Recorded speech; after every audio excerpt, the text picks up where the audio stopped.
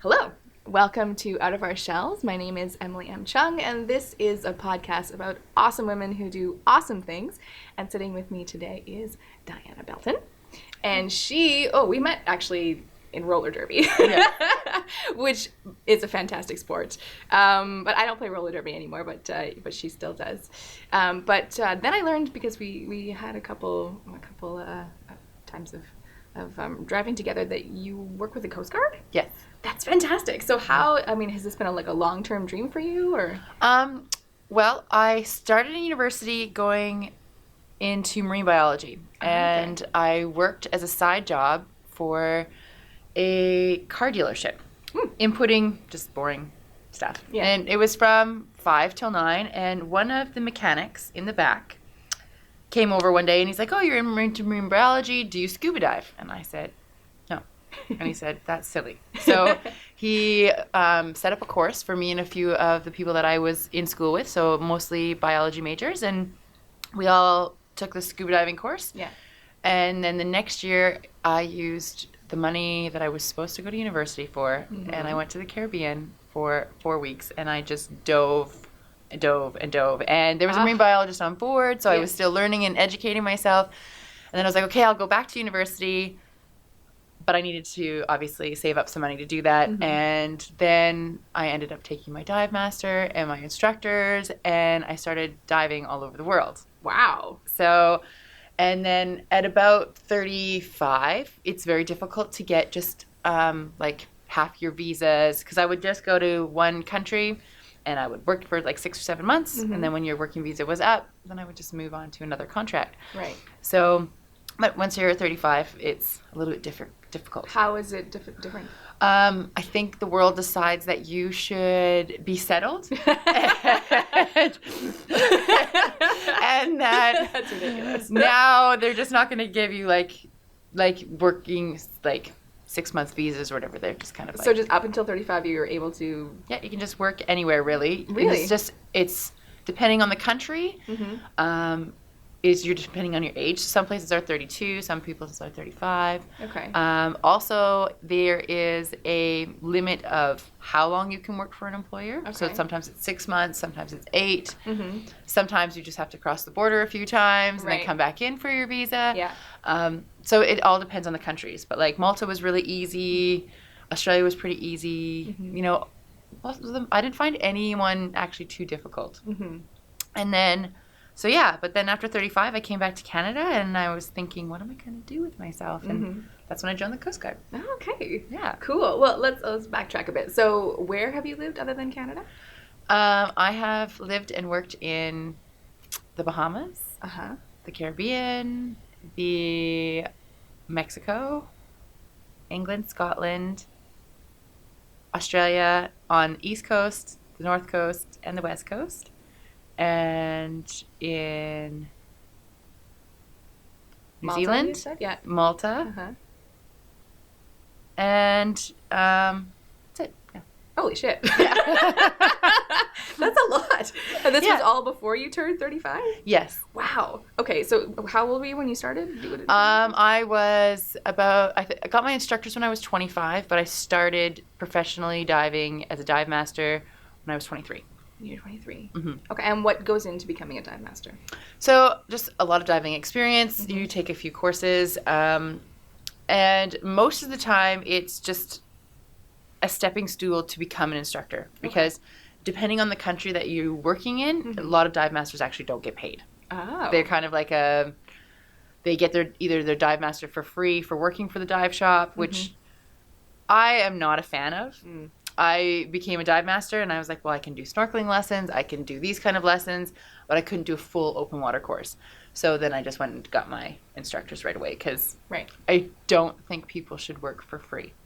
No. As a musician, I totally feel that. Yeah, lots of people go into their instructors, and they're like, oh, yeah, and then we'll give you a 6-month internship, and you can get more experience. And I was like, I always tell my students, I was like, if you turn around and you tell that company, well, did you not teach me to be an instructor well? Did you not do the course well? because they should not. I was like, they shouldn't be using you for free. No, I was like, you no. are a certified instructor. Yeah. I was like, go out and start teaching. Great. And I'm like, if you want to co-teach with somebody, that's great. Split the course, get paid, split the course. Mm-hmm. But never work for free. Mm-hmm. Because a lot of people too do it as like a side job, and they're not like too concerned. But I'm like, when it was my main job, like as a musician, you're like, yeah, don't work for free. Yeah, exactly. It needs to be a set thing. Also, I did find there was a little bit of difference between the sexes and how you got paid. Really? Yes. So I worked for Hayman Island, which is a resort in Australia, and I did all of their gear. So I logged their gear, I serviced the gear, made it all nice because they were a little bit behind. Then when I left that job, the male that came in after me was paid $3 more an hour. What? Yes. And I went to the lady and I looked at her and I was like, you knew that I could have gotten a raise for doing this work. And I've got it to where it is, so now it just needs to be maintained. Yeah. So I showed my anger a little bit. Yeah, as you should. Because I'm like, I never realized that there was an inequality in the sexes in the workplace. Yeah. I never had come across it. And I've worked in construction and in all the jobs. But that was the first time I'd come across it. And to have a female supervisor was quite shocking to me. How did she react? Like, what was her explanation? She didn't really have one. Okay. It was, oh, well, we were working towards getting this position, this pay. And I'm like, no, this position's always been there. Yeah. You just didn't show me that it was there. So she knew this entire time and she just never... Yeah. So it was kind of the first experience that I had as a woman going, oh, there is gender inequality in pay, and I had never really noticed it as well, I guess, because my job was so amazing. Like, I'm like, it's pretty amazing to get paid to go look at fish and give people joy every day. Right. So it's actually been a hard job to let go of. Like, even though with the Coast Guard, we're doing a lot of good things for people, but they can be, it's not the same joy.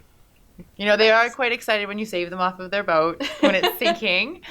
But it's more of like that, oh my God, my life is saved, great. Yeah. But for people, a lot of times they're really scared of the water. So being able to be patient with them and give them their first breaths underwater, and then they see like a big parrotfish or the nudibranchs and all the colors, and they're just experience weightlessness. It's like being in space a little bit. Right. So that was awesome to be able to do that for so long. Oh, goodness. Okay, so then you taught people how to teach, and you also took people on sort of like joy dives. Yeah. What would go into like a joy dive? How would you? So take them? it depends on what level they're at. Like, so if they're already certified, I would just take them on a tour of the area that we're in. But if they're not certified, you can do what's called a Discover Scuba Dive. So we could go out today, and I could put the gear on you, and I could say, you're going to learn how to clear your mask, you're going to learn how to clear your regulator, and you're going to learn how to breathe off of my octopus just in case of an emergency. So you need 4 skills. Octopus. Yeah, it's like an alternate air source. Oh, they just call it an octopus. Okay. It's like you've got so many tubes coming off of you as a scuba diver. That's cool. And so I'm going to give you those 4 skills in the first 5 or 10 minutes, depending on how you do in the water. Some people, it takes a little bit longer with their mask. And then we're just going to go out, and I'm pretty much going to hold your hand, and we're going to scuba dive. Cool. So it doesn't take very long. And then to get certified, it's a little bit longer. Obviously, you've got some more classroom work to do. Yeah. And because then you're able to dive on your own with a buddy without any supervision. Okay. So that's what that certification gives you. But yeah, to just take people if they're like, I really want to see the reef. I don't know anything about diving. Yeah. You're like, I can teach you in about 5 minutes. Yeah. The bare minimum that you need to know, because I will fiddle with all your gear as you're going. Make sure that you don't die while you're I was like, I'll check your air. I'll do all that kind of stuff because it's very simple. Yeah. So, yeah. So what are some of the most beautiful places in your opinion that you've seen? I would say Coral Bay in Western Australia. Yeah. It was pretty amazing. It's the Ningaloo Reef. So it's one of the largest fringing reefs in the world. Okay. What's a fringing reef? So a fringing reef is basically It's connected to shore. Oh, okay. So it goes all the way into the shore. Oh, wow. And it's not like the barrier reef where there's depths on either side. Okay. So it's from the shoreline, the reef actually starts, and it's about maybe 10 meters. And then lots of it actually comes up straight to the surface. Oh. And then on the other side of the reef, it's not very deep either. It's probably maybe 20 meters. And then you kind of go into the ocean. So it's very... Why does it come up like that? I didn't know that the coral reef went up to sort of surface level. Some of them, a lot of the times they can, with the tide, be actually exposed. Really? Yeah. How do the corals survive out of the water? It's not very long. And they can close themselves up. Ah. So, yeah, it's really cool. And they create like a mucus that's like a sunscreen. Really? Yes. It's very cool. And like this fringing reef, what it actually does is you can actually get two currents on either side of it. Oh. So you'll have like a warm current going up one way and a cold current up the other, because it creates it's creating pretty much like a blockage, and only when the water is high enough is it going over top of the reef. Right, so, right. Yeah, you can get two opposite currents going on either side. So it's interesting. Kind of... So does that change the kind of wildlife that's on either side of the... Yeah, so you have lots of whale sharks on one side, and lots of mantas, and all of the ones and the pelagic fish and everything. And then, of course, on the inside of the reef, you have more of your smaller, colorful fish and your turtles and your dugongs. And yeah, it's really cool. Have you had an experience with a dugong? Yes, I got to swim with them. I got to swim with a manatee too. So that's what's the dugong's cousin. They're so cute. Yes, they're very cute. They're just really like big sea cows. Yeah. And they're just munching around, and that's all they're doing is just munching the whole time. It's good. What's the most, like with a specific creature, have you had any, like, can you develop a relationship? Like if you're there on a constant basis, do they recognize you? Yes. They definitely recognize people and what we are, because you can go into one part of the reef and you have just a chill turtle and it's hanging out because it's seen you before. And then you can go to parts of the reef that no one really goes to because they're maybe too far out, so the creatures over there don't see the people as often. And yeah, the turtles will see you and be like, "Wow, what are you?" And they're gone. And they're gone. Yeah. So it's very, if they have never seen you before, or they definitely can recognize a person. Do you think there's a lot? I mean, we hear a lot about how the coral reefs are being destroyed at the moment, like as far as like with climate change and these sorts of things. Did you, as you were in these places over a course of period of time, did you see the effects of that? Well, we had when I was in the reef in Coral Bay, I didn't really feel the effects of the warming because the water was quite warm there anyway. So at the coldest time of the year, it's about 21 degrees. The water itself. The water. Wow. And in the warmest time of the year, it's like 27. Holy moly. Like sometimes it feels like you were just sitting in a bath of kids' pee. Because you're like, wow. It's just it was not refreshing to go into the water, to be honest. Interesting. So but there is lots of bleaching. You can definitely tell where people are and where they aren't. So the effects of the population, fringing reef that we have in WA is really quite healthy because the population along that coast, like our town was 150 people. Oh, wow. And it could hold, I think, like 2,500, maybe 3,000 tourists tops. And it was only busy. Wait. 150 locals and 2,500 tourists? Yeah. That's a lot of tourists in comparison to how many locals there are. Yes, but most of them were like snowbirds that we have going up. Like, so from Perth, they'll come and they'll stay in the caravan parks for months. Wow. And so there was maybe, I think, 4 companies that did whale shark tours and one company that did scuba diving. They were always busy. They were always packed. Right. Yeah, and a lot of times you would get people that are coming in just for 2 days because they're doing like the Broome, the Perth, and everything is so far spread out. And they're trying to do it in like a 2-week period. Big. Yeah. How big is it compared to Canada, actually? I would say they're almost the same size, only Australia is more round. And we're long. Long. Yeah. Interesting. I haven't been to Australia yet. Ah, it's beautiful. Yeah? Would you recommend it? I would totally recommend it. The West Coast, the East Coast is gorgeous for road trips because there's something every, hour. Right. But the West Coast is wild and it's amazing. That's amazing. It's really beautiful. Yeah. Were most of the places that you stayed in sort of smaller towns like this? Yeah, I usually did. So I stayed in Darwin, which is a little bit bigger. Mm-hmm. But that was a scary place to dive. Mm. I didn't dive there very often. Why was it scary? Because there's crocodiles. Crocodiles? And they are massive, and a crocodile will hunt you. So it was said to, if you went on a run, never run the same time, the same path, ever. You had really? Yeah, they would stalk you.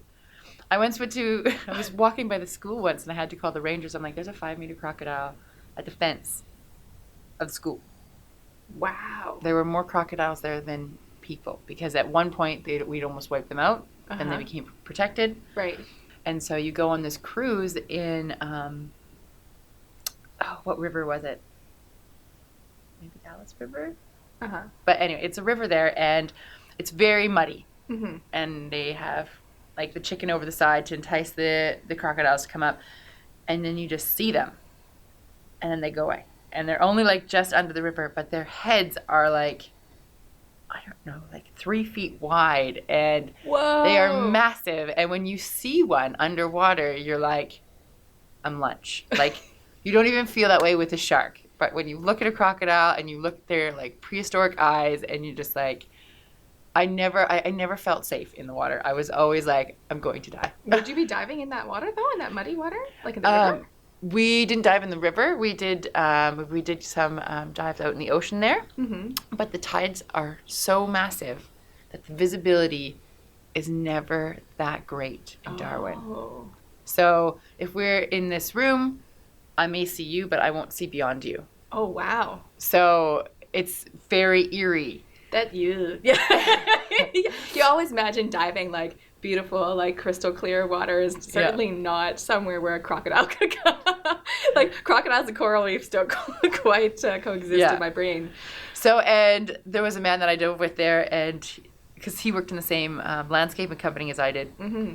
And he would collect coral, so I would go with him. And one time we came in and we didn't hit the tide, and the boat went aground. So we walked through the river, because it was like the river mouth was where we entered with the boat. Yeah.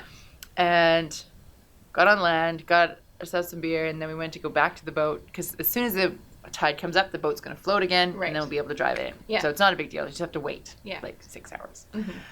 But then when we were coming back, we're like, oh, there's 4 crocodiles around the boat. And you're like, we just walked there. So, yeah, it was quite the thing. Like, they were everywhere, and they were scary. Yeah. And so that was a hard place to dive. But I did, and it was lovely when you did dive. Yeah. But again, it was a bit of a bigger place, but most of the time when I was diving, I liked the islands, like Malta, even though Malta has a huge population, but they're always small enough that you can discover probably all of it, and you feel like you really live there. Yeah. And that was the beautiful thing about it. I actually have a hard time going on vacation, because when you go places and you work there, so you live there for 6 or 7 months, you create amazing friendships, you learn so much about the area. So when I go on vacation and it's like 2 weeks, I'm like, what am I doing? Like, I'm not learning anything here. I don't know anybody here. It was very difficult at first, because I was always trying to, like, pack so many things in, because I was so used to working every day in an area. Yeah, in a kind of, like, vacation environment. Yeah. Right? Like, diving seems like a... Yeah. Exactly. So you're traveling, you're learning, but you're working. So, yeah, vacation when you're like, I don't have really anything to do today, was very difficult for me. But it's still nice to go on vacation. Yes. Mm-hmm. So you really like the west coast of Australia. I'm still stuck on these crocodiles. So you say that they're scarier than sharks. Have you had a lot of encounters with sharks? Yes. So I would go in Western Australia. I could go on a snorkel and have 20 different species of sharks. Really? In about half an hour. Wow. Yeah. And were any of them interested in you? Yeah. Okay. Like, so the bronze whalers would kind of come up from the deep. Those ones were a bit scary because they're a bit aggressive. Mm-hmm. But most of them are just cruising around and looking at the reef. You can tell, there's a very distinct difference in a shark's behavior when they're hunting or when they're just cruising around. Huh.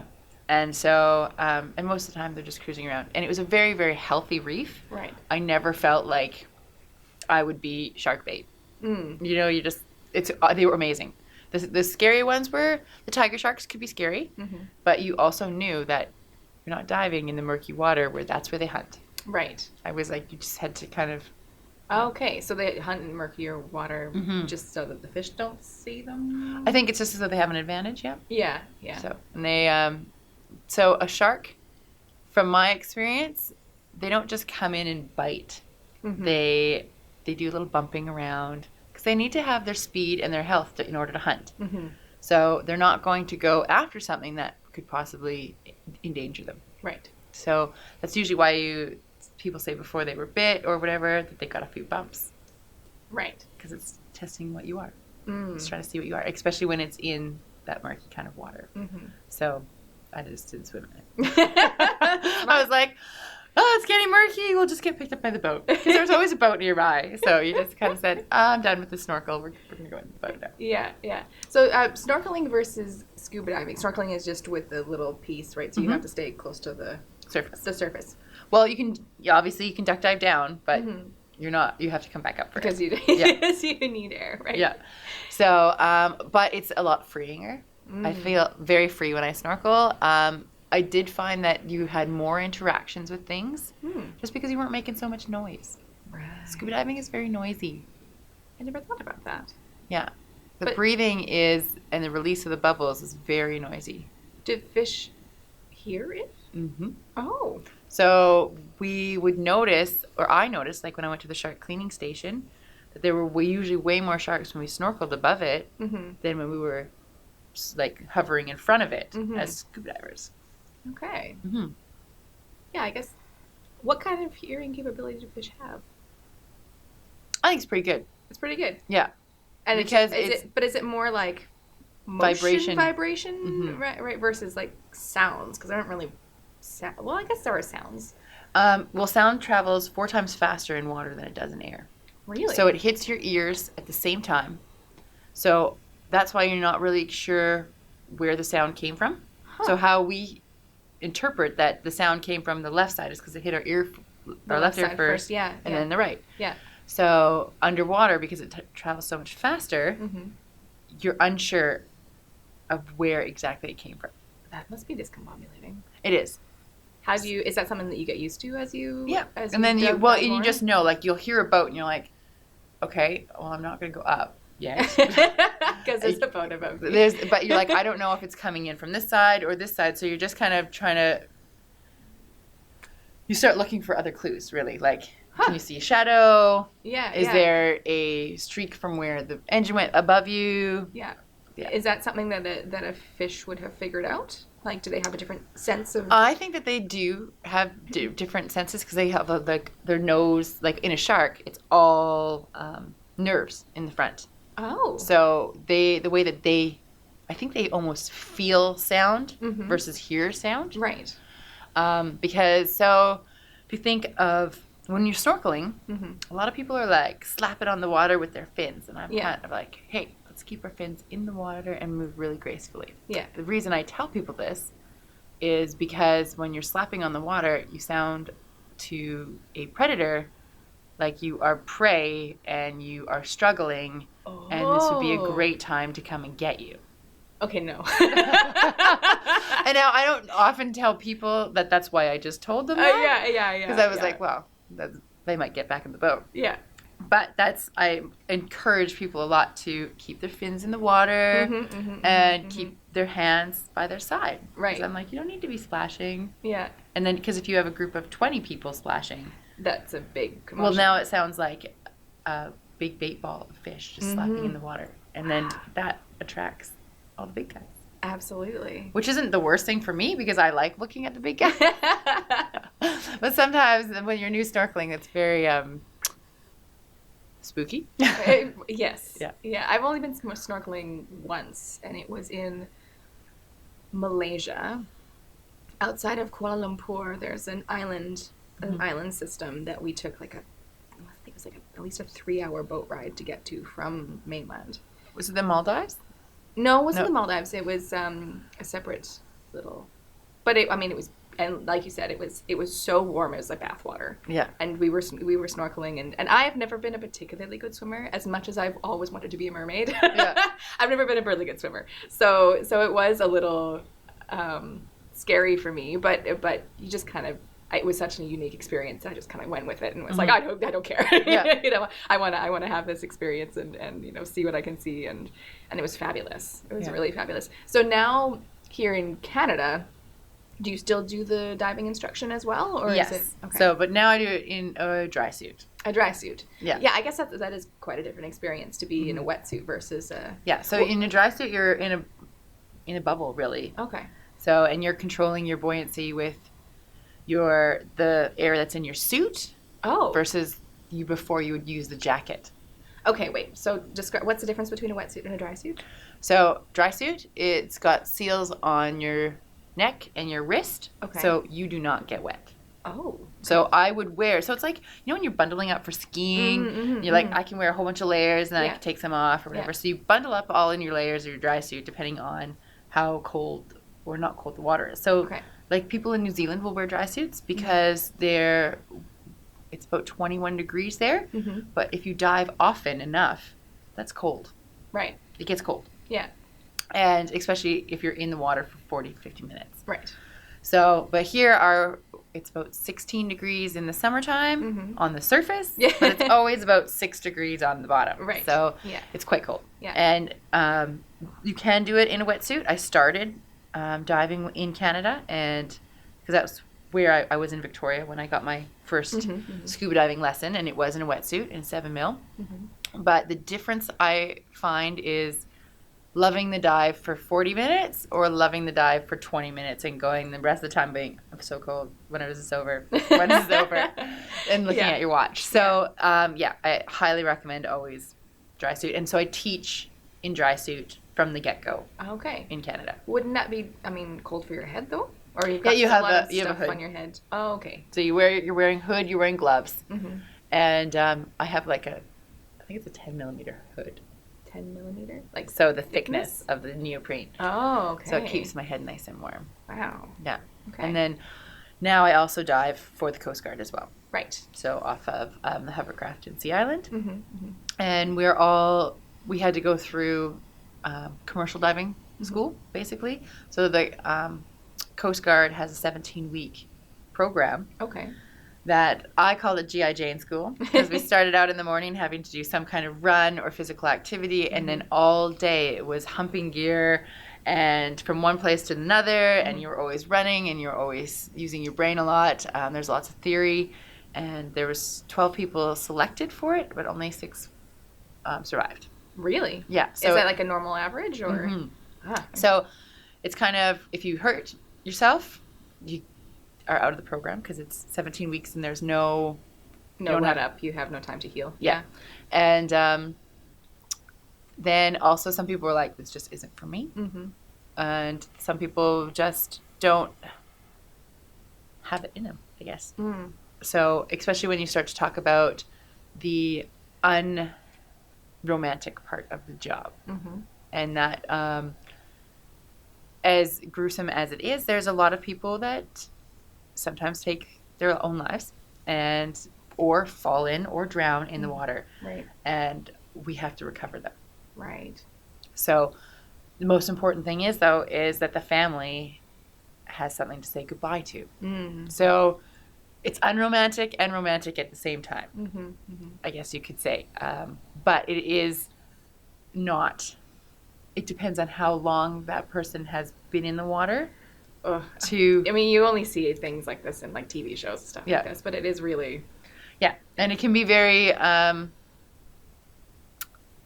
gruesome. I guess it would be the word. Yeah. Yeah, it's just, skin is not meant to be in the water for a long time. No, it's permeable. Yes.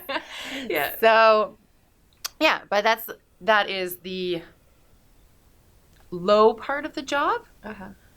But it also has the highlights, like you said, like somebody found a loved one. They have certainty, I guess, that they're gone. They can grieve, Yeah, they can grieve. Yeah. And they can move on. And, but it is, it's definitely interesting the ways that you find them, because some places like the Fraser River, it's when you're looking for somebody in the Fraser River, you have your eyes closed.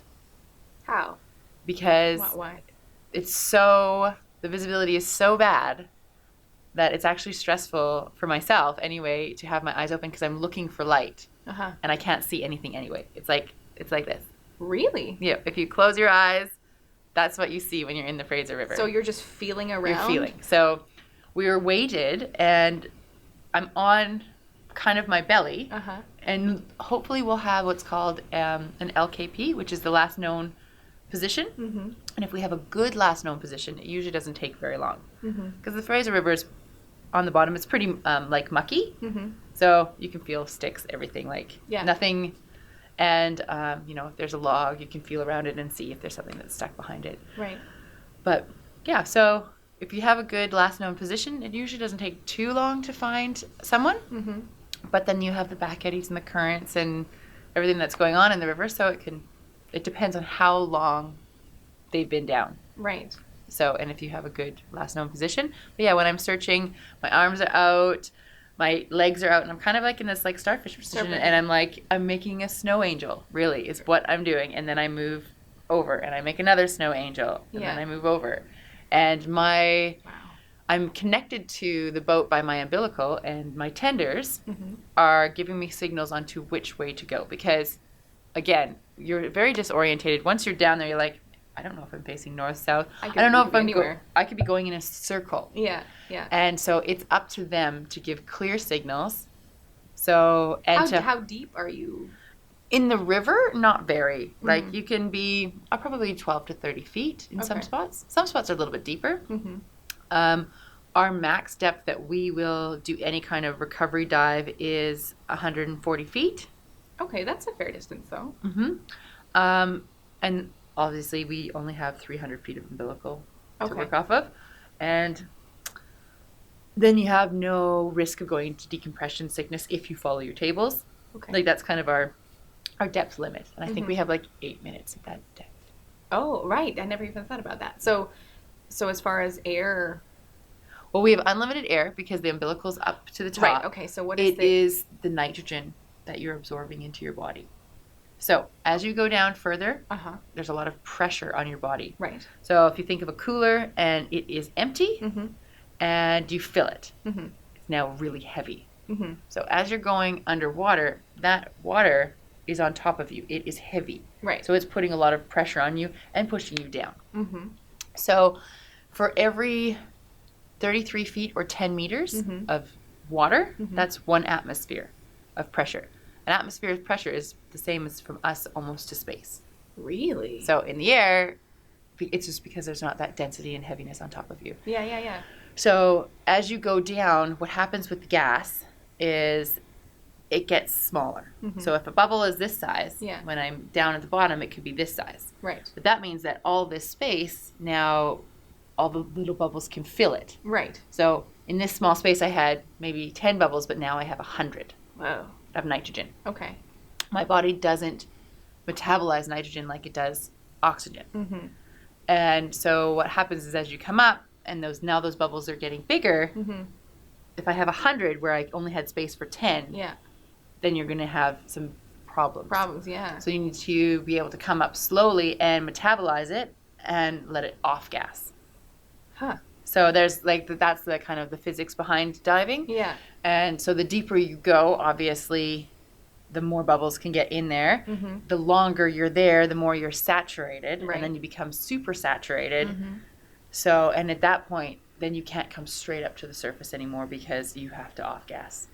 And so that's how does one off gas? So you stay at different depths for certain amount of time. Okay, so as you just let your body kind of readjust itself. Okay. Yeah. So you're not letting. No. No. Off gas could look like so many different things.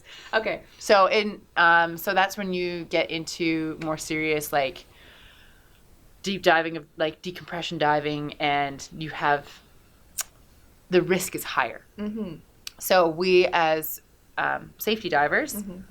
We have our limits of 8 minutes at that depth because that's when you become saturated or theoretically, obviously this is all based on theory, all bodies are different. Yeah. And then we have to bring ourselves back up to the surface. Okay. But everyone on my team is trained to do the same thing. So if we, for some reason, we were trying to do a rescue and it was at that depth, we would just have other divers coming down to try and fix the problem that you're trying to fix or trying to do the rescue. Right. So how long, so if you're down at a certain depth for 8 minutes, how long does it take you to get back up to the surface? that 8 minutes is the max table. So basically I can just come up at 60 feet per minute. Mm-hmm. And as long as I'm going at that rate and no slower or no faster, Mm-hmm. I should be fine. I will off gas as I come up. So it's just like a slow, steady. Okay. If I were to stay longer, Yeah. then I'm going to have to stop at different depths and do a safety stop. So we always do a safety stop once we're after 90 feet, just to be on the safe side. Yeah. And that's at about 15 feet of water or 5 meters, and usually for around 3 minutes. Mm-hmm. But yeah, it's definitely, it all depends on the depth that you're at. If you go over, it's called going into deco. Right. And so then you need to off So gas. if you can't see, how do you know what depth you're at? So that's why I have a person on the panel above me. Okay. And they're usually, for our operations, they're called op specs, so op specialists. Mm-hmm. And depending on what type of rescue we're doing, Mm-hmm. you may have your op specialist or just someone that's pretty experienced on the panel, and they are looking at your depth. So on the umbilical that you have a air hose. Mm-hmm. You also have what's called a pneumo, Mm-hmm. and it's just a hose that they put air into, and they turn a knob. It feels the pressure, Mm-hmm. and then they turn it off, and it will come up to what the depth is. So they'll see it on a gauge on the surface. Oh, okay. So my job as when I'm a recreational diver, I have all the information in front of me, and I do it myself. Mm-hmm. When I'm commercially diving or diving on a rescue, my only job is that rescue or the job or task that I've been tasked for. Mm-hmm. And the job of the people on top side is what it's called, is to watch my depth, watch the air, Mm-hmm. and watch my time. Mm. So they have communications to me, and if for some reason we lose communications, then the tender has signals. Okay. So And the tender's attached to you, so you feel like tugging? yeah. So we do okay. tugging signals. Okay. So, and the tender is on top side as well. They're on the deck of the craft, and they have just the umbilical in their hand, and they're giving me signals or watching to make sure that I'm going the right way, because they can usually see where you are, because a burst of bubbles is following you. Right. Okay. But I mean, if there's a lot of movement in the water, then that wouldn't be That wouldn't be correct. visible. Yeah. Yeah. Yeah. Okay. So how much of, like, percentage-wise, how much of your job is recovery or finding people, and how much of it is like saving people from boats that are not working? I would say we would probably do at least 30% recovery, maybe. Oh wow, that's a lot. Yes. We Oh. have, in Vancouver, we have a lot of bridges. Yeah, do. I guess, yeah. And we have a lot of gray days. Right. So that has a lot of effect on the people that live around here. Mm-hmm. Also, though, boating is very easy. So if you wanted to go rent a boat tomorrow and you've never boated in your life, you could do it. Right. All you need is a driver's license. Yeah, and then they'll give you a video and a map. And sounds perfectly safe. yes, and I call it a map because on the water it's supposed to be a chart, but what they give you is literally like, it looks like this is the green area, don't go in there. You're like, well, how do they even know that they've got there? It looks the same. There's water over it, but there's only that much water over it because it's a sand flat area. Right. Right. So a lot of the times we're bringing people up that have just ended up aground. Right. And they don't want to stay there overnight, which is fair enough. Yeah. Yeah. And that's why we have the hovercraft. Oh, okay. Is because it can go into all those places that you wouldn't be able to get a rescue boat into. But yeah, it's very easy to get to rent something on the water or the jet skis or anything. People don't know the rules of engagement. So when you are, when there's a bigger vessel there, it's really not a great idea to go cutting in front of them because they can't stop. as fast as a sea-doo or Yeah, that. yeah. Even if you had the right of way, it's bigger. Yeah, it's true. I So- guess in Vancouver there are a lot of tourists as well, so you probably get a Yes. lot of tourists who are also here. Yeah. You know, out on the ocean in Vancouver because it's so pretty.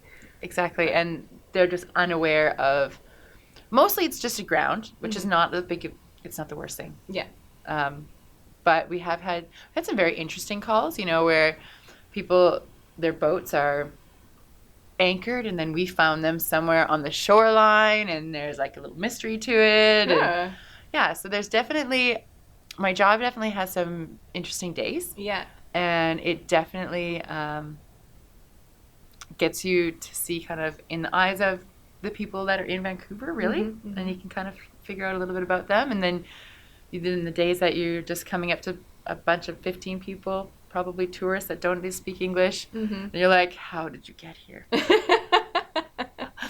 know, they're like, well, we turned the boat off and there was no one to catch the lines. And you're like, yes. And then you turn the boat off. But that's kind of, I think, in any area. I'm sure the ambulance or police often see people renting Yeah, absolutely. motorized vehicles that they shouldn't be renting. Yeah. So how long have you been in the Coast Guard now? I have been in the Coast Guard for 5 years. 5 years. Okay, that's a good chunk of time. Yeah. And what is the craziest story that you've experienced? Wow.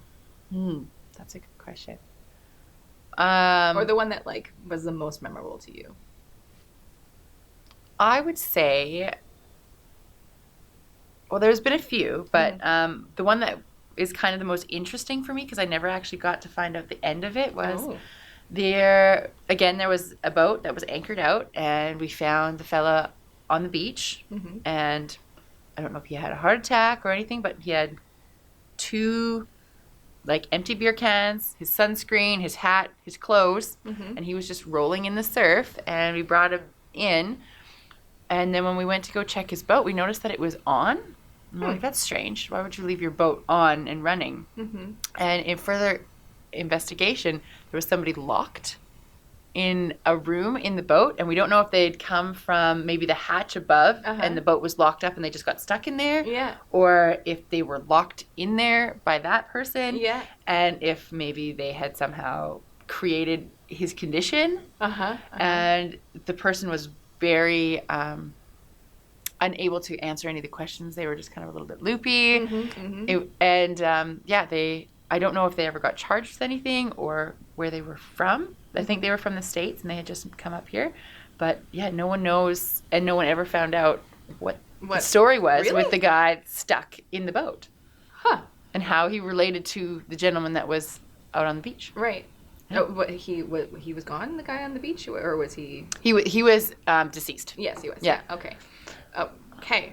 So how much? I mean, as a Coast Guard, you go and discover them, but then how much? You don't have any jurisdiction to do any kind of other. No. So on that one we dove to see if we could find any kind of evidence under the water or under the boat.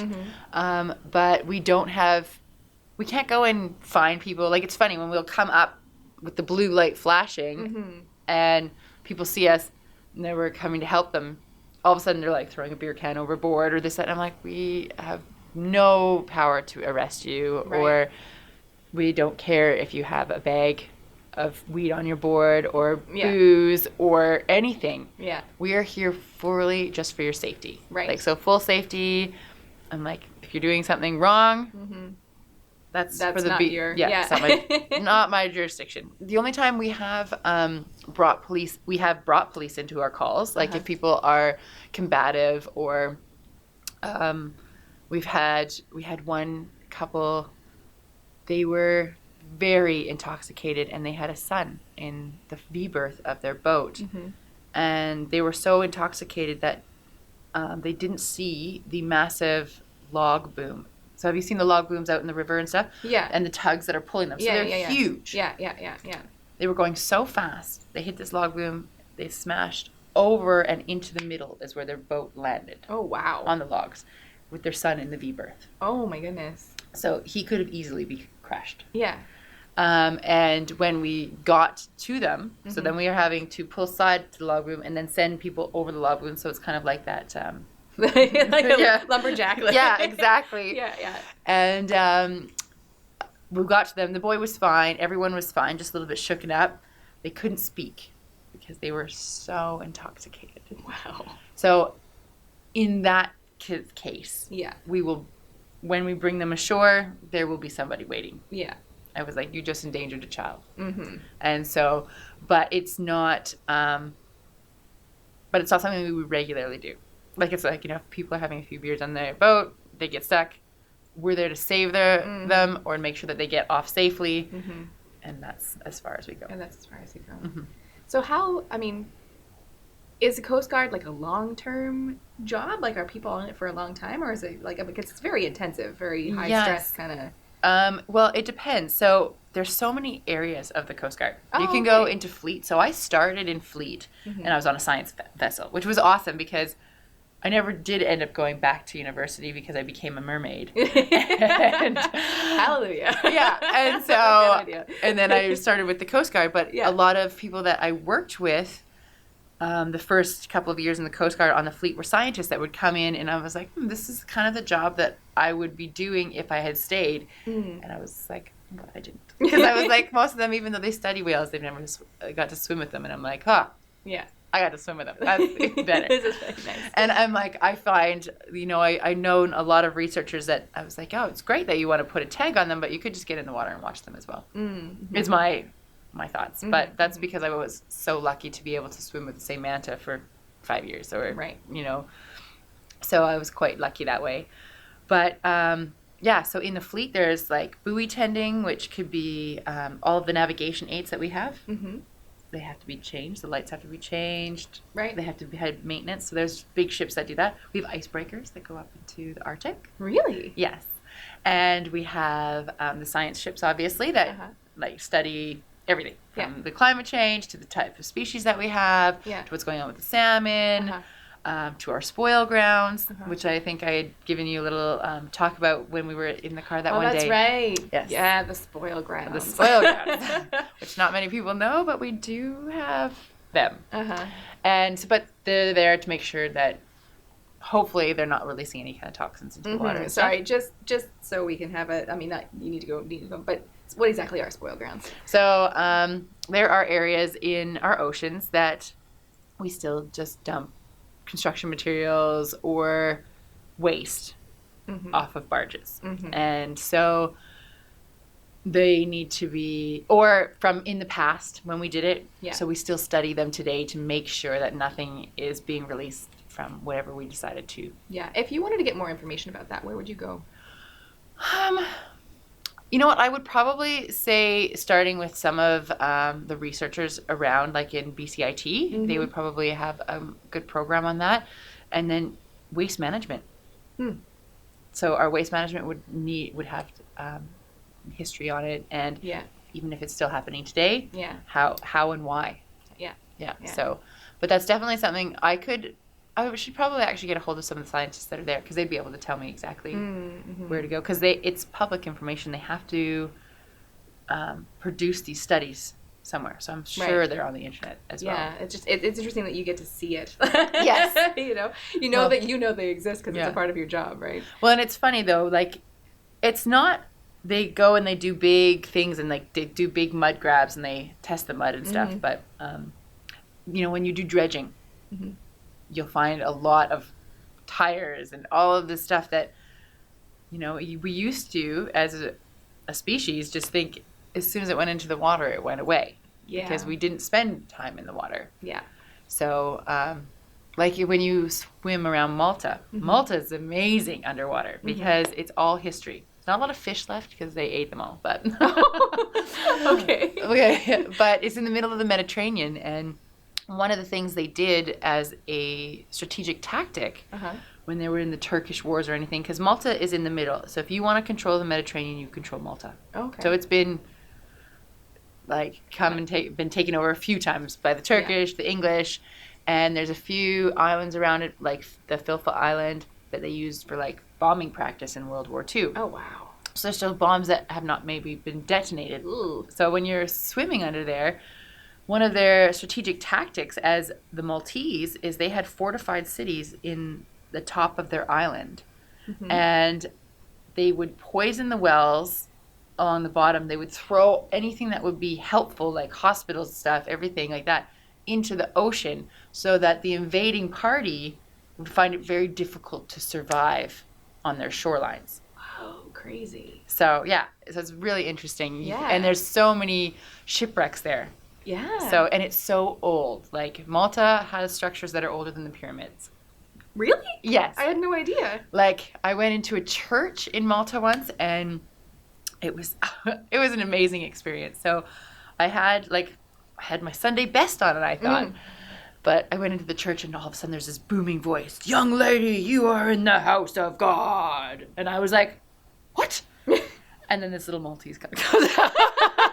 But as I was looking, because you go in this tiny door, and then it just opens up into, like, the walls must have been painted in gold. And the statues are so old that it was the time that it wasn't, like, beautiful angels. It was skull and crossbones that was in the church. And you're just like, am I in Halloween or am I in the church? Like, it was, or am I in a pirate ship? Right. It was so intense. It was wonderful. And then that little Maltese man, as I'm, like, in awe of what I'm looking at, brings me a shawl because my shoulders were exposed.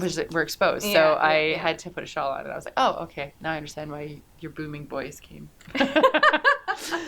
But yeah, so there's different tactics, but at one point the whole world, we were not big enough populations to see our own impact. And around Vancouver and Victoria, we still have to study the impact that we did. Like, our sewage still goes into the ocean in some places. I think Iona Beach, there's like a long pipeline there that goes out. So yeah, it's definitely as green as we think we are. There's definitely always improvement. What would be the number one thing that you would suggest to people to do?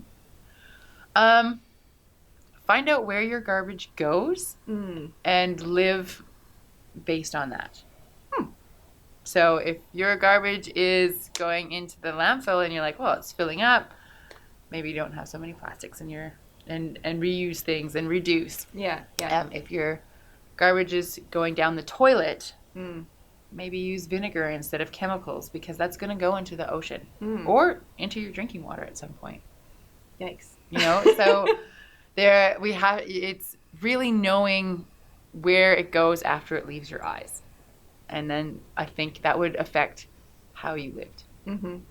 For sure. This is so fascinating. Okay, so just as a sort of wrap up, so you started in diving as a dive instructor and that sort of thing, and then that's how you got yourself into the Coast Guard, because you went through all the... is that the way, if somebody wanted to be in the Coast Guard, would that be how you would suggest it? Or is there other ways to... Oh, absolutely. So the only reason that was for me is because I'd worked on boats for so long and everything. But the Coast Guard really is, there's only the dive team on Sea Island. The main Coast Guard is being deckhands. So doing your tickets, being on boats, like having your marine emergency duties, you need to have those. But you could go and apply tomorrow to be on the Coast Guard as long as you had your marine emergency duties, which means that you have to go to firefighting school for like a week. Ooh, fun. Yeah. And you go into like the simulators and they put it on fire and you got to put it out. It's pretty cool. Yeah. Because when you're on a boat, if there's a fire, you're fucked. Yeah. Absolutely. Because you're going into the water. Yeah. So you need to know. So that's one of the main marine emergency duties that you will learn. Basic sea survival. So being in a survival boat if the boat goes down, okay, doing man overboard. And so those skills do not change whichever ship you're on. Right. What changes is where you keep the firefighting suits, and that's what you get when you're familiarized on the ship. So you can have those duties. Basically, you have to be able to be away for a long period of time. So some Coast Guard stations are 2 weeks on, 2 weeks off. Some are 28 days on, 28 days off. Oh, wow. Okay. But it's great because you get 28 days off. Right. That is true, yeah. So you can do a lot with your life and travel and everything because you have a lot of time off, but you are away for half the year. What is your schedule like? So my schedule at Sea Island, because I'm a diver, we have 4 on, 4 off. Oh, okay. So it's actually quite nice. So I get a little bit of time off. Yeah. A little longer than the weekend. Mm-hmm. And my shifts are like 10 hours for 2 days and then 14 hours 2 nights. Oh. So kind of like a fire hall. Yeah. Yeah. So that's a very special, I guess, team. And that's the only place that we have that schedule. Most of them are like 2 weeks on or month on, month off. Really? Yeah. And why is it different for that particular team? It's where we're stationed. Okay. And I think it's also because if you were to dive for 4 days straight, you have a lot of saturation. It doesn't go away. It's building. Okay. So in that case, they just need bigger breaks or more frequent. More frequent breaks. Mm-hmm. Yeah. And not that we're diving all the time, but if it were to happen, that's why that's like that. Yeah. Yeah. Mm-hmm. What's it like to have? I've never worked nights. Well, depends on where you are. Working a night shift on a fleet because you're on watch because you are watching out for fires in the night and stuff like that or anything like that. You have to be awake the whole time. Right. When you're on the land, there's a fire truck, so we can have a little nap. There's not much to keep us awake. Right. But you have to be ready to go when Yes. somebody calls you for something. That's right. So the alarm bells, it's just like a fire hall. The alarm bells go off. Yeah. We all go running. Our gear's ready to go. So we always start our shift off with doing daily inspections. Daily inspection of the medical gear, of all of our boat gear, of all of our personal gear. Yeah. It all's like checked off. It's ready to go. It's working. Yeah. So that takes usually about a good hour or two of the first part of your day if you're doing them like super thoroughly. And you're usually doing those thorough checks at the very beginning of your like block of shifts because the next day if it's been used or not used. Right. So, Of course. but yeah, it's super important to kind of make sure that everything's working. And then so as soon as that alarm goes off, we're all on the craft probably within a minute and a half. Wow. Yeah. How many would there be on your team? It depends on what kind of call it is, or? No, we all go. So it could be if they're between 5 and 7. So we'll have 5 crew, and then we'll have an officer and the captain. Okay.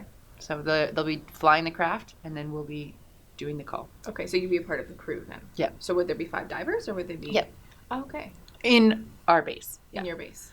Okay. So, and then on fleet, depends on the size of the ship, is the size of the crew. Right. Yeah, so it's very interesting. With Coast Guard, you can be on the boats, you can be in the office, you can be in the Arctic. It's kind of one of those jobs that you can take it wherever you want to do. You can go into training, right? Because everyone needs to always be trained. We're always taking medic courses, or we're always taking incident command, scene courses, all of those kinds of things. Because if something major happens, you have to set up an incident command post, and then all these people have to be able to manage it, and there's the logistics. And like when we had the fires in Fort Mac, and the firefighters were like, we have been eating granola bars for 2 days. Somebody messed up in their incident command post. The logistics person was not getting the food to firefighters. So there's like, when these disasters, I guess, happen, or there's so much that goes into them. And Coast Guard is one of our biggest responses on the water. And so we're pretty much the command post for if anything's happening on the water in any way. And so they have to set all of that up. And there's so many different hats that you can wear in the Coast Guard. The Coast Guard, is this just for the coastline of BC, or where does it? It's all of Canada. All of Canada. So you can be on the East Coast, you can be on the West Coast, and you can be in the Arctic. Wow. Yeah. Okay. So and you as a diver could go in any of those places. I think we only have the dive team on the West Coast. Oh, really? Yeah. But as a person on fleet, I could definitely go to the East Coast, and it's definitely would be amazing to check out the St. Lawrence River. Why don't they have the divers over there?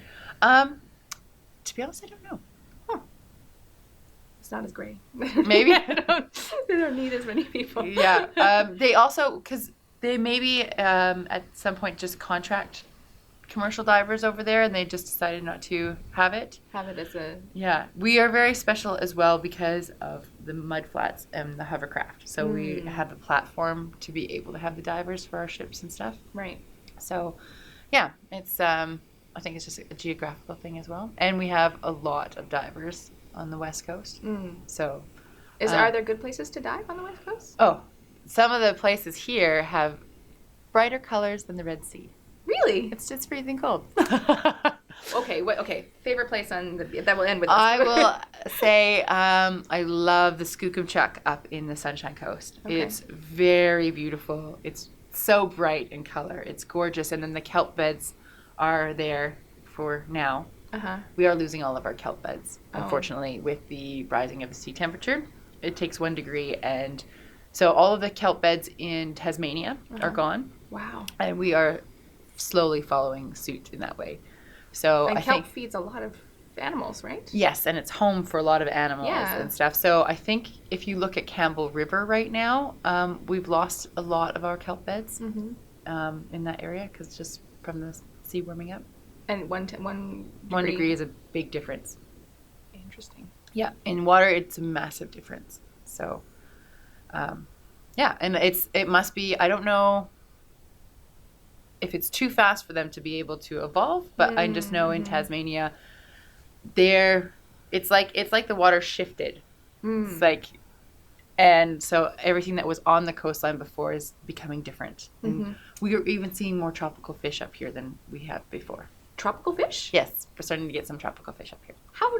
Where did they come from? Mexico. They just like made their way up because it was warm enough? Because there's again, it's funny because people are like, oh, there's no sharks here and there's no this. And I'm like, actually, there's no fences. So just because it's colder doesn't mean like people, I don't like the cold, but I can survive in the cold. There is a big range of where most things can survive. So that odd time that you'll find different things here. We used to have a lot of turtles at some point, but we don't anymore. We used to have a lot of basking sharks here. So there is a evil history of the Coast Guard that I found out. Oh, yeah.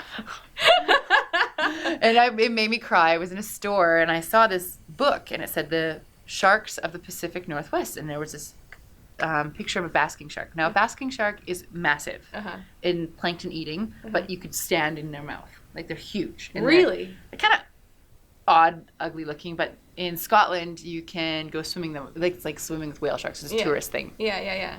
Well, in Canada, in the 70s, when we were like super big on our fishing and stuff. Yeah. So all of our nets are here, and these big sharks are interfering with the nets. Oh, no. So we took big cutters, and we sliced them in half. Oh, no. Yeah. I cried. I was like, we have basking sharks here? And then I cried when I realized, no, we did have basking sharks here. Oh, no. So I think that every once in a while I see one up in Barkley Sound, which I would love to go to and spend like a summer there because I would love to swim with the basking shark. I always told my captains, I had a set of fins when I was on the fleet, and one of my captains said, you can't do that. And I was like, my bosun just kind of said, she will though. If she sees one, she's jumping off the side of this boat. And I was like, and you can fire me later. But there's my mask and my snorkel. I'm ready to go. Because they're so rare to see. But yeah, unfortunately, again, there was a time where I don't think, well, we must have thought about it because we were never stupid. We just didn't care. We didn't realize the ramifications, maybe. Yeah. Or people realized the ramifications and they didn't care. Yeah. Unfortunately. Okay, so Skookumchuck. Skookumchuck is beautiful. Tewanak is beautiful.